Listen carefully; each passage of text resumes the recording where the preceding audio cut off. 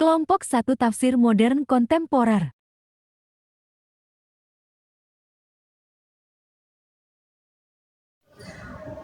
Assalamualaikum warahmatullahi wabarakatuh.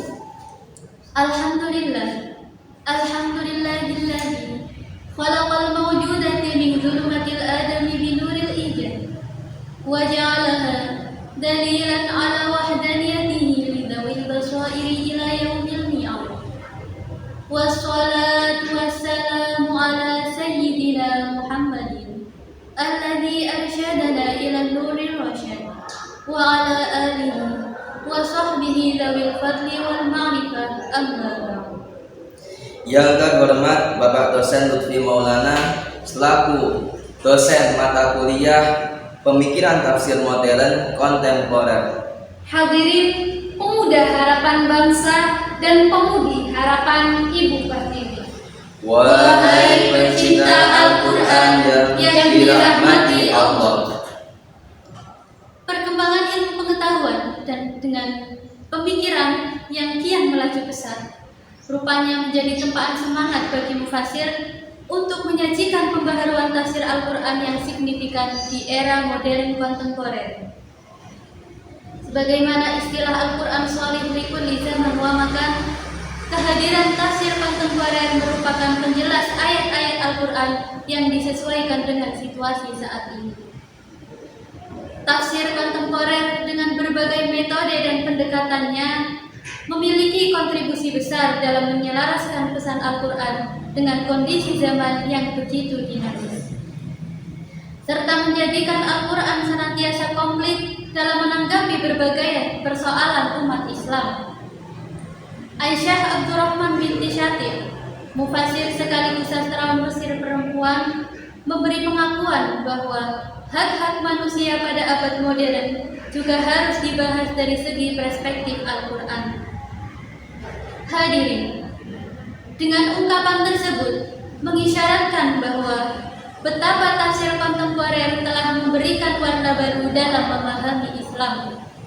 Maka pada kesempatan ini kami akan menyampaikan syarhil Quran yang berjudul Mengenal Tafsir Modern Kontemporer sebagai upaya sumbangsi membumikan Al-Quran, dengan kajian penafsiran tafsir kontemporer dalam Quran Surat An-Nisa. Pada ayat 8 terdapat perintah untuk memberikan sebagian harta kepada kaum kerabat, anak yatim dan orang miskin yang tidak mendapat warisan, sebagaimana dalam Quran Surat An-Nisa ayat 8 yang berbunyi A'udzu billahi minasy syaithanir rajim. Bismillahirrahmanirrahim. Wa idza hadara qismata ulul qurba wal yatama wal masakin farzuquhum minhu wa qulu lahum qawlan ma'rufa. Aku berlindung kepadamu ya Allah dari godaan syaitan yang terkutuk. Apabila saat pembagian itu hadir beberapa kerabat, anak-anak yatim, serta orang-orang miskin, berilah mereka sebagian dari harta itu, dan ucapkanlah kepada mereka perkataan yang baik. Adapun di ayat 9 memberikan bimbingan bahwa perlunya mempersiapkan kesejahteraan turunan. Jangan sampai ada anak yang ditinggal wafat dalam keadaan lemah kesejahteraannya. Dalam ayat 9 ini tersirat bahwa tanggung jawab terhadap turunan bukan hanya bersifat materi, tapi juga imateri seperti pendidikan dan pembinaan takwa untuk membentuk karakter generasi bangsa yang berjiwa Quran. Dalam Quran Surat An-Nisa ayat 9 disebutkan Bismillahirrahmanirrahim. Wa yakhshal ladzina law taraku min khalfihim dzurriyyatan di'afan khafu alaihim fayattaqullaha wal yaqulu qawlan sadida. Dengan menyebut namamu ya Allah, yang maha pengasih lagi maha penyayang, dan hendaklah takut kepada Allah subhanahu wa ta'ala, wahai orang-orang yang sekiranya mereka meninggalkan generasi yang lemah di belakang mereka, mereka yang khawatir terhadap kesejahteraannya. Oleh sebab itu hendaklah mereka bertakwa kepada Allah, dan hendaklah mereka berbicara dengan tutur kata yang baik dan benar. Dalam tafsir Al-Misbah, salah satu tafsir modern kontemporer karya Muhammad Quraisy, beliau menjelaskan tentang ayat ini. Dan hendaklah orang-orang memberikan nasihat kepada orang lain jika ada yang meninggalkan anaknya dalam kondisi lemah. Dan hendaklah mereka memberi nasihat kepada anak-anak mereka agar tidak terbengkalai. Maka takutlah jika kamu meninggalkan anak-anak yang lemah.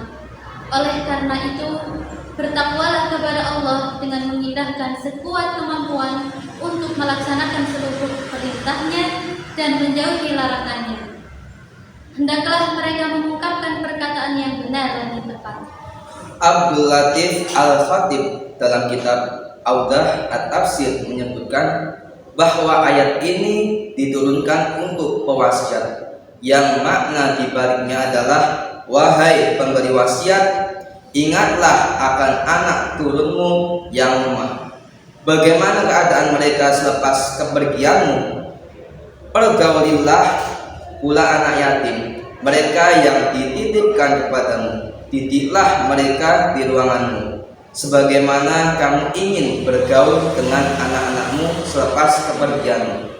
Muhammad Sayyid Tantowi, penafsir asal Mesir di era modern, dengan metodologi penafsirannya yang padat, ringkas, serta jelas, juga berpendapat bahwa ayat di atas ditujukan kepada semua pihak serta kepada siapapun, karena semua yang diperintahkan untuk berlaku adil, berucap yang benar, tepat, dan semua khawatir akan mengalami apa yang digambarkan sebelumnya.